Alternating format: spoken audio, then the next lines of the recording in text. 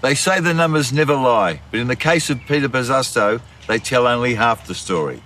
With the buzz, there were marks, kicks and goals, and star factor aplenty. Welcome, Peter. Thank you, Mike, and honoured to be here. I feel like I'm in the presence of royalty. I don't know about that, but gee, it's good to be here. It's well, you're back home, aren't you? Yes, Left Lane Park. This is where it all started. It all started about 40 odd years ago. Yeah. But gee, the ground doesn't look any different. But no, it's a wonderful career, and as I say, very honoured for you to interview me. Well, thank you, Peter. Yeah. Your father played here. Yes, he did. And played at Carlton. He played 65 games for the Perth Demons here, and went across there in 57 to play with Carlton. Played about 22 games, Mike, with the number 4. Number 4. Isn't it amazing, yeah. And I didn't know that until a few years after that, but it was just an honour to wear number 4 with with a lot of those players that have worn it. Bit of a story about the number 4. I'm sure you'll bring it up a little bit. So when you got there, did you know that your father had worn 4, and did you request it or not? No, I didn't. No. I didn't know that he'd actually worn that. Did you ask for 25, Jez's number? No, I didn't. That was another one that they were trying to put the pressure on me. The story goes, Mike, that I played a couple of the scratch matches over there, and as you know, Carlton are notorious for not performing in scratch matches, and played pretty well. The best 3 on the ground were Mike Fitzpatrick, Kenny Hunter, and myself, because we're all West Australians. Yeah. Exactly. And it got to the stage where they thought, this bloke might be able to play a little bit. On the Tuesday night, they come across with a couple of numbers. Peter, which one would you like to wear? Would you like to wear 25? I said, you've got to be joking.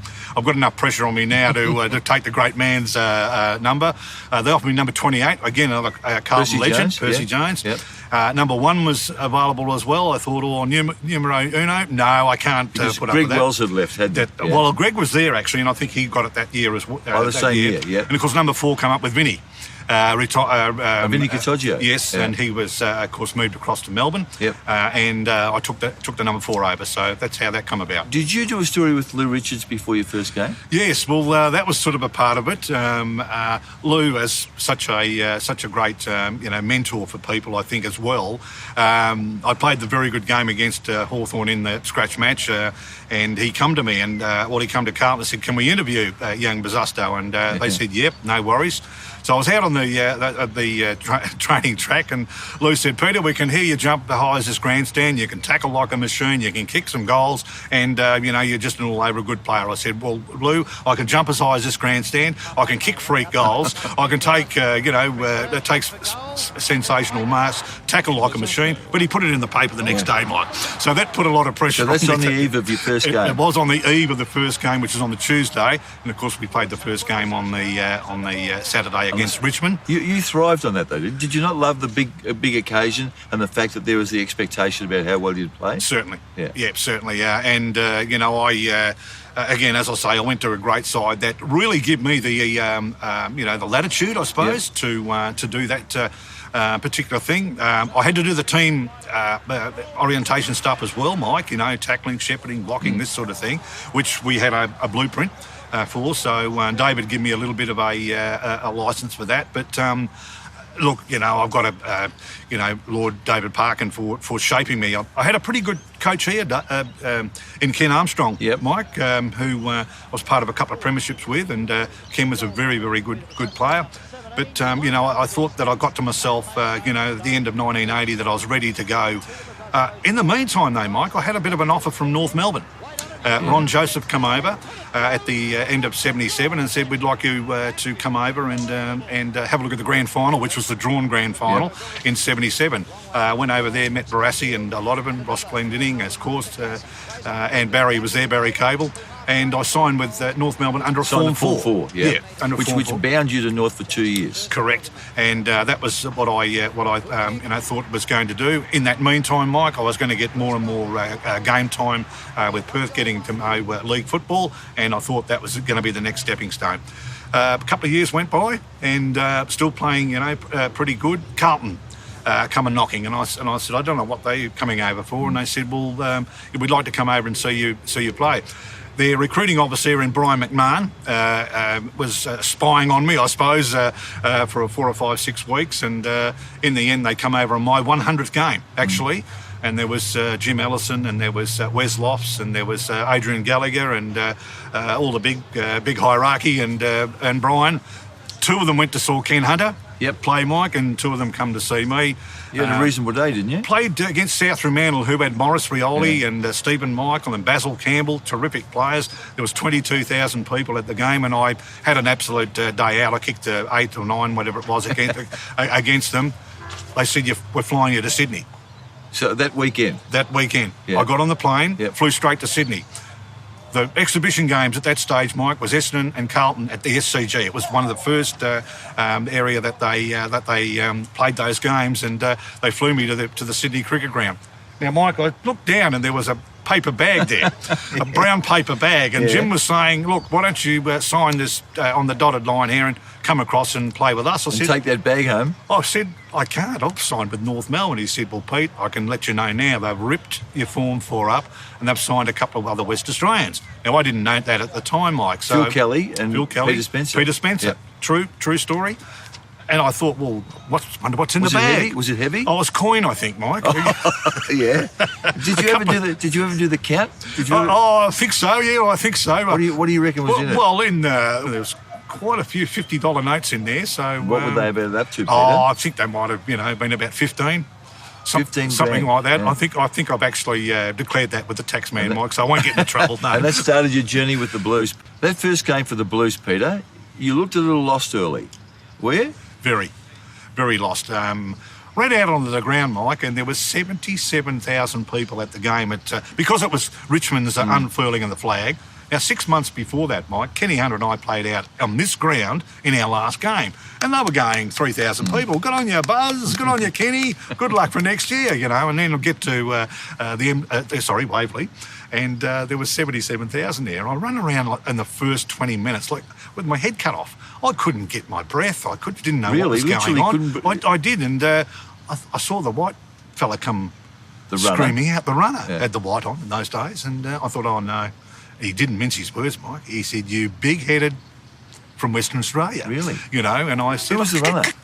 Can't breathe. I can't move. And with that, he's gone to Parkin. I don't know what he said to Parkin. And David just ran out, made him run out there and said, "Well, tell him to squat down, take 3 deep breaths, stand up, look around the whole 360 and just take it in." Okay. And Mike, that was the best advice, because I went from a big mouth from Western Australia into a person that hopefully, Carlton can call one of, they're good players that played in premiership sides. So 2 hours later, one of Carlton's most famous supporters of the day, the Prime Minister Malcolm Fraser's got his arm around you in the rooms in a photo. I couldn't believe it. I really couldn't believe it. I had my jumper off as well, Mike, so I'm meeting the Prime Minister, sort of half naked, but he's a rampant, as you know, Carlton supporter. And it was an honour to meet him. We had such a good win too, Mike. But gee, it was a tremendous honour to meet the Prime Minister. And 6 months later, the PM invites the entire Carlton Premiership team up to Canberra for dinner at the Lodge. Flew us up in the number 1 jet, the Commonwealth jet, and that was terrific. We went out to the Lodge, and everyone got to meet Tammy and Malcolm. A couple of little incidents happened there. Did anyone relieve the Lodge of some of his cutlery? No, I didn't. I didn't have anything to do with that. True story, though, that some of the boys wanted to have a memento of the visit? Scallywags, Mike. 81 was it the season that you could only dream about, wasn't it? I mean, you go to Melbourne, it's your first year, you win Mark of the Year, you kick Goal of the Year, and you play in the Premiership team. Well, you asked the question why I didn't, go before that, because I thought at that stage I was ready. I was a red-hot favourite to go to the Sandover medal here. Of course, our medal here upholds 7 votes. Now, I walked out of the room there, kicked the chairs over and said, what am I doing here? Come to Perth, and I was red-hot favourite for the Perth Fairest Domestic polled 5 votes. So I got up on stage there. I won the actual goal kicker of the year, and I just said to people, I'm now going to Carlton. I don't think I'm really, required here or wanted here. So really? That's what transpired there, and it was a bit of a would you call it circus, Mike? What happened to Carlton? Percy Percy Jones was relieved of his commission, and David took over, and David rang me, and he rang Ken Hunter, And he said, Ken, I want you to come over and get used to the tradition, the history, and the real culture of this great club. And I want to try you on this half-back line. Bruce Dool, Val Perovic, and yourself. Shivers still go up my spine thinking about that great half-back line. Ken said, I'm over there, coach, within the next, couple of days, just get myself done. He rang me the next day and he said, Pete, David Parkin, I've just taken over from Percy, and I want you to get over early and get used to the tradition, the culture and the history of the club, and I want to try you on that great half-forward line. Wayne the Dominator Johnson, Mark McClure, and I want to try you on that half-forward line as well. So that was a terrific introduction by David. Was your brashness, let's call it brashness, was that natural or was it contrived? I loved performing. Yeah. I loved performing. David Parkin said to me, don't lose that. We don't want you to lose that. You've got to be brash. One of the most outrageous ones that I agreed with, Mike, was the three champions back one day. I was out for a couple of weeks and with a small injury.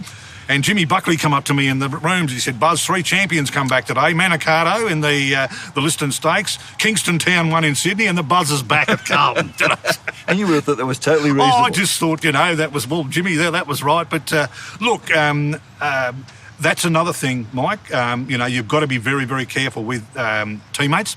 And they knew my brashness, but I didn't take it out of context. I still had to work very, very hard for them on the weekends, and I certainly did that. And I think that's why we're a very good side. But Mike, I didn't really want to lose my brashness because that was part of my weaponry.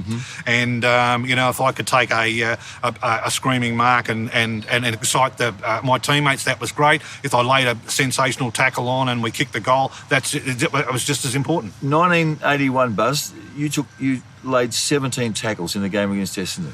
Do your homework there, Mike? I think David Parkin... 17? David Parkin often says that at some of his functions, and 17 effective too, Mike. There's not these little ones, and that's... Mike, a lot of people say, yep, you can take the mark and you can kick the goal, but that was another important, weaponry I had to my bow. I had a couple of strings, the marking and the goal kicking, but to be a part of that side there, and Mike, really, when you think back of it, Carlton's team in that era was 79, 81 and 82. They won 3 out of 4. Yep. You've got to be a good side to win VFL and AFL grand finals. And it was even, wasn't it? It was a great side. We had one superstar. His name was Rod Ashman. Yep. He should have won probably 2, maybe 3 Brownlow medals. All the Carlton blokes say the same thing about Ashy. And I think outside of Carlton, he probably sits behind Buckley and Sheldon. Yes. But the Carlton people revere him, don't they? Absolutely unbelievable player. Look, we had many champions, Mike. Bruce Dool and Jeff Southby and Johnson. Johnson was a great big number. That's really why I wanted to go there to play with Johnson, because he was such a big game player, and if he turned it on, he would pick up 10, 15, 20 possessions maybe in a half of football, and that's why we were a good side. Wayne Harms, another champion of the club, could turn it on just like that. Buckley and Marcoux and Sheldon. You mentioned that part of the Mosquito fleet, Glascott and Malin on the wings. It was such an even team. So much so, Mike, we only had 2 changes from 81 to 82 because we had 2 that retired. I want to ask you how you felt when the legendary Jack Dyer called you a good ordinary player. I answered that on the Saturday. I kicked 8 goals against South Melbourne, and then I became a very good ordinary player, Mike, which again was at least it was a step up from the great Jack Dyer. But I probably didn't get my brashness until I went to Melbourne. The confidence I got, Mike, very funny story. I must give you. I flew over on the plane. David said, look, come over and come down to training and get used to it. Then I went on the train, had 6 or 7 Scotch and Cokes on the plane. Which year are you talking This about? is 81. This is when I first come over. And Carlton hierarchy was at the airport, whisked me out to training. David said, you can train, Buzz. And I thought, hello, I'm in trouble here. Going up the hill at Heidelberg there, Mike, and did about 4 or 5 or 6 of them. Come back, in the corner. Buzz, you can go over there and do a tackling drill with Bruce Dool and Val Perovic. Now, Peril was a bricklayer, had arms of rock, and of course Dooley was just sensational. I said to Dooley, please don't let him near me. Anyway, went around, got a big bear hug from the Pero, staggered to the side, Mike, spewed and vomited my heart out, and I heard from one of the guys, who in the hell we got here from Western Australia? Buzz, there was a view at Carlton when you arrived. One, that you were a very talented player. Two, that you were lazy. That's what they were worried about. Were they entitled to have that view? Don't know about lazy, but I didn't like training. But I'd like to prove myself on the Saturday. And David said, if you do that, I'll be quite happy with that. But, I still want you to be fit. Mike, I was pretty fit. When you went to Melbourne. There was a little bit of a controversy here that I wanted to go to Carlton because I had one more year of a contract to go. And, they didn't want to release me at that stage, Perth, and I stood out of football. They wouldn't let me train here, so I had to train by myself. So Carlton, through their phys ed area, gave me a program. And I went across pretty good, pretty fit. And the next 2 or 3 months before the season started, I got that, that match fitness and good fitness that a VFL player needs. Buzz, you were a shooting star in Melbourne. You became a huge name almost instantly. You played 3 years, win 2 flags, and then you come home to Perth. Yeah, well, you were 25, weren't you? I was 25. It's something that I regret now because the reasoning was that my father had a form of leukemia. We're talking 35 years ago, as you just said, Mike, and we didn't know much about that particular disease then. Father was in hospital every 2 or 3 weeks having transfusions and blood tests and et cetera, and I got to the stage where at the end of the 3 years I thought to myself, well, look, I'll come back and I'll take up a bit of the slack from your dad and we'll go from there. Didn't work. Was your father keen for you to come home? No. No? He wanted you to stay? He wanted me to stay. Yeah. I thought I'd do the right thing. I'd never forgive myself, Mike, if something had happened to him in that time. But there was a little bit of movement early 84, Mike. John Elliott took over. I think you remember that name from Carlton. I do. I know it well. And Wes Loss invited me to come over there with my father. So you've played 83. Yes. You've then decided to come home, sign a contract with Perth. Yes. And then the Blues say, no, we want you back. Exactly. They were going to hold out for the clearance, but I'd actually signed, so there was a bit of a confusion there. We ended up at John's mansion in Toorak, and there was a lot of negotiation, I suppose you can put it that way, and there was a lot of money that was thrown at me and Dad to take it up and to come back and play 84. This is 1984. Yep. And, got to the stage where the negotiations fell down because of the contract and because Perth wanted me to come back and play Perth that wouldn't year. let you go. Perth wouldn't let me go. This sounds fanciful, Peter, but someone said to me, someone who I would consider would know, that lot of money totalled $100,000. Very close.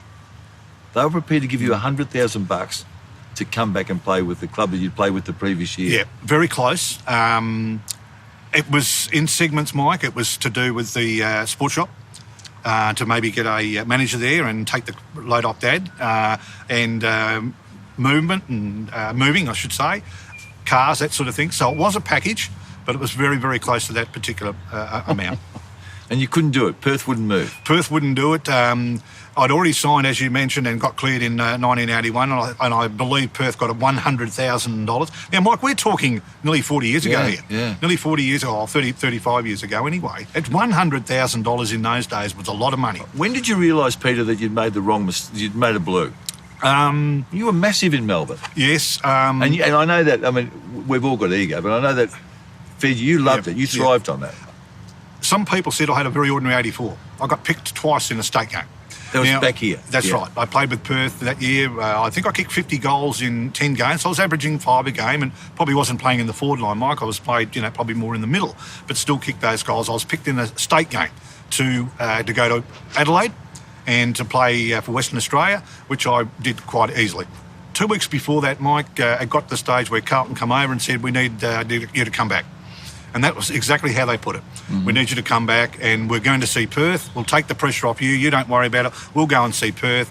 If there's any chance that we can get you across to play the remainder of 1984. Which is just interrupt, sorry, but 84 was the time when you could do it.